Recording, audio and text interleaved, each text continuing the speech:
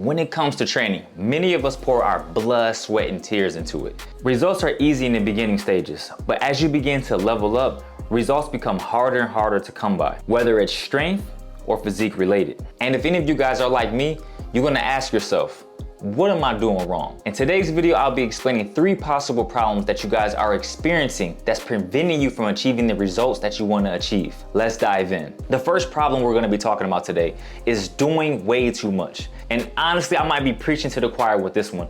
Some of you guys might not be aware, but you're doing way too much. The whole less is more philosophy is ideal in any situation. We have socially engineered ourselves into thinking that we need all of these different things in order to achieve the result that we want to achieve. But quite naturally, that's not the case. Take the less is more approach. For example, guys, if you're trying to achieve a pull-up, do you really think you need to do 8 to 12 different exercises to achieve or even perhaps improve your pull-up strength?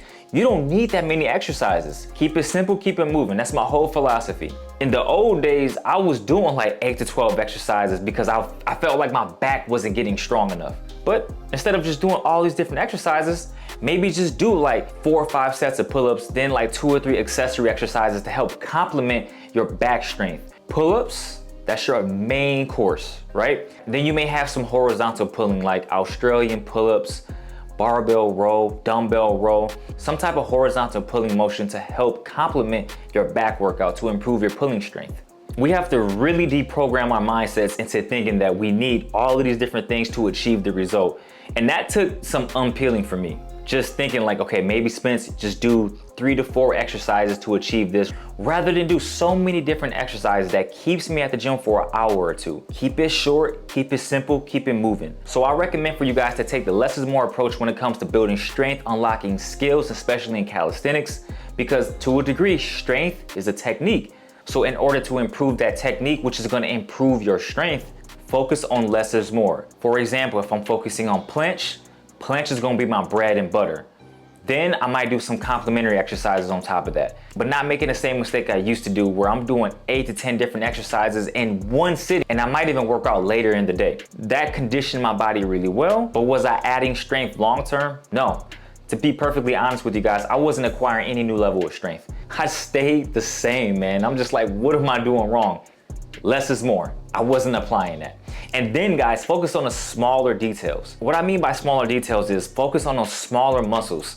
So if you're working again on planche, for example, right? Focus on strengthening your scapula.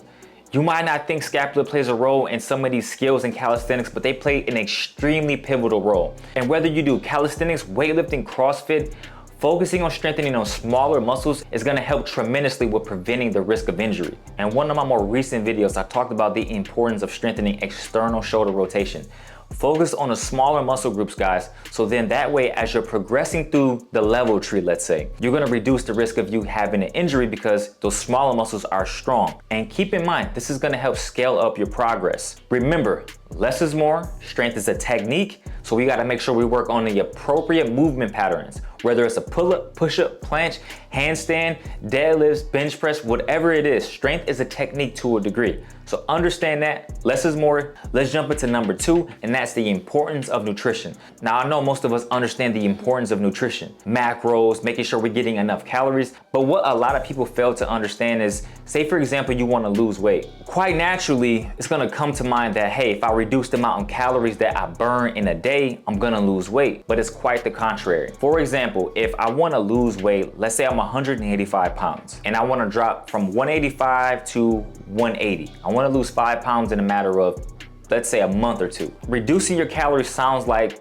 what I probably should do, but what can possibly happen if I reduce my calories by too much is my body goes into stress mode. What happens to your body when you go into an extreme caloric deficit is that your body begins to produce more cortisol because it's fight or flight at this point. So your body chooses to fight by releasing more cortisol, more stress hormones throughout your bloodstream, which then won't allow you to lose weight. You might even gain weight in the process. You might retain some water. You're gonna feel bloated, all because you deprive yourself of so many crucial calories. So rather than go from 1,800 to 700 calories, maybe like 1,000, 1,200 calories. Don't reduce it by a significant amount where you're gonna cause your body to stress. And it's the same thing when you wanna build muscle.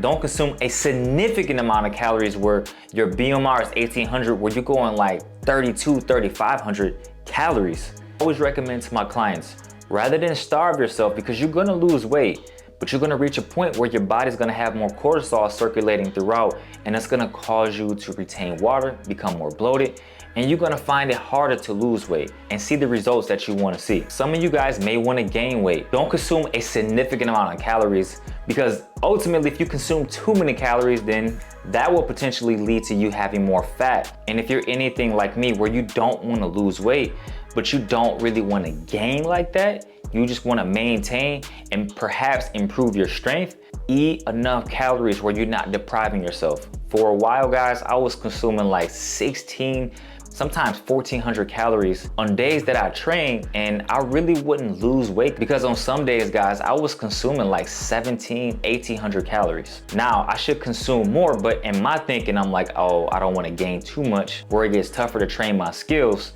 I just want to eat enough. But if you're having intensive days of training, eat a little bit more to replenish your muscles for the next day of training. Don't follow my steps where I was eating less, then I found that I wasn't replenishing my energy like I needed to, and then that led to a downward spiral in my strength gains when it came to calisthenics. So you guys want to make sure you understand that relationship. Listen to your body. Eat enough so you can replenish your energy, but don't overeat where you're gaining unnecessary weight. One unique tip I highly recommend for you guys when it comes to nutrition is understanding timing of eating. For example, many days of the week, I'm eating like an hour or two before I go to bed. I'm not talking like a protein shake or maybe like some fruit. I'm talking like a full course meal. All because I elected not to eat throughout the day because I was just busy. And so then I'm eating like an hour or two before I'm going to bed, groggy the next morning, tired, wondering like, I thought I got 8 hours of sleep. No, it doesn't matter at this point, because you ate a big meal where you have to use so much energy to digest that meal rather than use that much needed energy to repair your body. And guys that train calisthenics or any type of technique, know if you feel off the next morning, it just throws your whole day in a loop if you allow it to, but your training for sure will suffer. And that's one of the things I had to endure the hard way, and really understand that I can't eat too late where it's gonna impact my training the next day. So making sure you guys are eating maybe like 3 or 4 hours before you go to bed, allow digestion to happen, so that way you can allow your body to repair itself in a late hour, so that way in the morning you feel really good. So that's one unique tip I have for you guys. The last problem I want to address when it comes to seeing results in your training is sufficient rest. Rest is one of the most slept on concepts known to man at this point. I know it's highly stressed in fitness, just in general. Rest is everything, but I feel many people overlook the power of rest, especially me. When I talk about rest, guys, I'm not just talking about quantity rest, quality rest. I'd rather you get 6 hours of quality rest versus 8.5 hours of quantity rest. So understanding that difference, 8 hours sounds perfect, but the quality of the 8 hours, how was that? Versus 5.5 or 6 hours of qualitative rest, that's everything. What also impacts will impact your training on top of sleep is going to bed too late.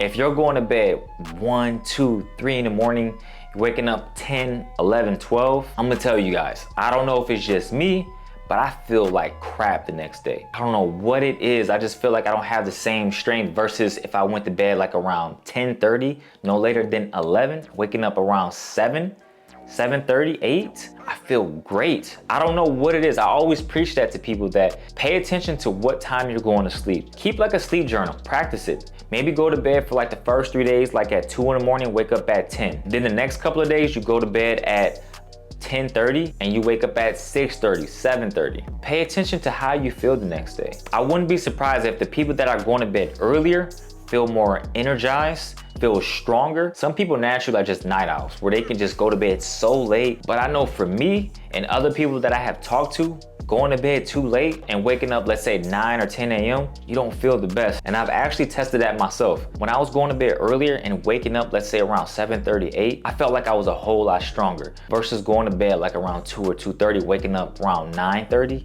I don't feel the best. So paying attention to what time you're going to bed is crucial. But that might be one of the reasons why you're not seeing the results that you want to see, because you're going to bed too late. And if you're going to bed too late, that means you're eating too late. And if you're eating too late, that's impacting your sleep, where it's not going to allow you to have proper rest to repair your body. And then you repeat that for weeks and weeks, and you're wondering why you're not seeing the results that you want to see. On top of doing way too much work, working out, maybe taking care of your family. These things aren't really talked about in fitness. You don't want that unnecessary stress on your body that's gonna prevent you from achieving the results that you deserve to have. So take one day at a time and enjoy the process, guys. If you enjoyed today's video, make sure you smash that like button, guys. Of course, you know what else to do. Hit that subscribe button. And I'll see you guys next video. Peace and love as always. And ashe. Boom. We out, baby.